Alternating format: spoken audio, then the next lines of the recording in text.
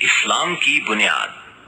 ہر مسلمان بالغ مرد و عورت پر روزانہ 5 وقت کی نماز پڑھنا فرض ہے، سوائے ان خواتین کے جنہیں حیض و نفاس کا خون آ رہا ہو۔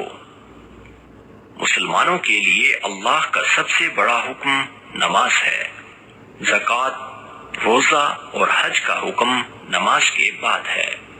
اسلام کی بنیاد 5 چیزوں پر ہے۔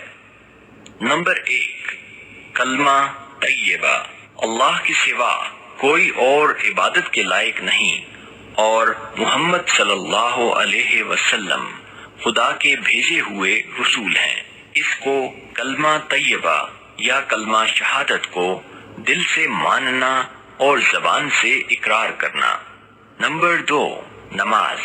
نماز خدا تعالیٰ کی عبادت اور بندگی کرنے کا ایک خاص طریقہ ہے جو خدا تعالیٰ نے قرآن مجید میں اور حضرت محمد صلی اللہ علیہ وسلم نے حدیثوں میں مسلمانوں کو سکھایا ہے۔ نمبر 3، روزہ۔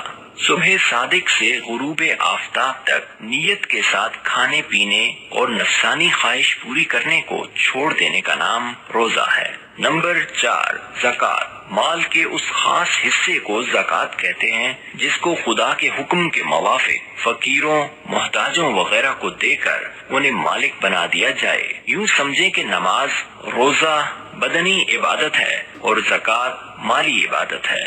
نمبر 5، حج۔ ہر صاحب مال اور استطاعت پر حج کرنا فرض ہے۔ اسلامی معلومات۔ اسلام کا مطلب عربی میں اطاعت اور فرما برداری ہے۔ انسان اللہ کی اطاعت و فرما برداری اس وقت تک نہیں کر سکتا جب تک اسے کچھ باتوں کا یقین نہ ہو۔ سب سے پہلے انسان کو اللہ پر کامل یقین ہونا چاہیے۔ اسی طرح اللہ کی رضامندی کا معلوم ہونا کہ وہ کیا پسند کرتا ہے اور کیا پسند نہیں کرتا ہے۔ اطاعت کے لیے ایمان کا ہونا ضروری ہے، جس میں سب سے پہلا توحید، اللہ پر ایمان لانا ہے۔ توحید یعنی اللہ پر ایمان۔ اللہ اس ذات یعنی خدا تعالی کا نام ہے جو واجب الوجود ہے اور تمام صفات کمالیہ اس میں موجود ہیں۔ کوئی اس کا شریک نہیں، وہ ساری دنیا کا مالک ہے۔ وہ کبھی نہیں مرتا ہے، وہ زندہ ہے، سننے والا اور دیکھنے والا ہے۔ نہ کوئی اس کی طرح ہے، نہ کوئی اس کے برابر ہے۔ وہ تمام طاقت کا مالک ہے۔ وہ کسی بھی کام کے لیے کسی کا محتاج نہیں ہے۔ اسی نے سب کو پیدا کیا۔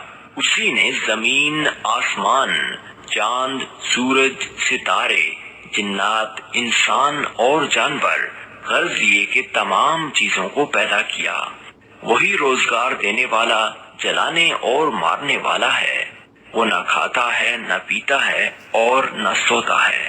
وہ کسی کا محتاج نہیں اور سبھی اس کے محتاج ہیں۔ وہی بیماروں کو اچھا اور تکلیفوں کو دور کرتا ہے۔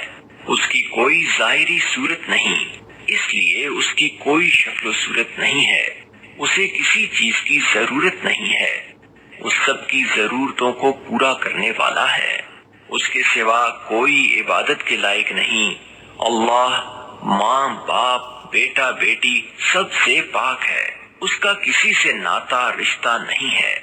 اس نے اپنی مخلوق کے لیے پیغمبر بھیجے تاکہ وہ لوگوں کو سچا راستہ بتائیں۔